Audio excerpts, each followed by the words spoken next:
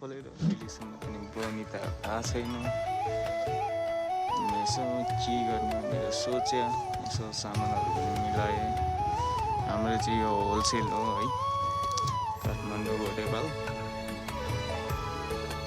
अनि यसो हजुरहरूलाई पनि चाहिन्छ भने आउनु होला, यसो भिजिटै गर्नु होला, सामानहरू यसो हेर्नु होला।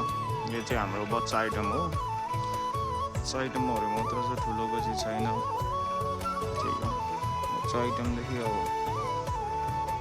त्यो ठुलोसम्म भनेको 12-13 वर्ष, 14-15 वर्षसम्मलाई भन्ने खालको अब लुगाहरू हाम्रो चाहिँ होलसेलमा हुन्छ होइन। त्यही हो, यस्तै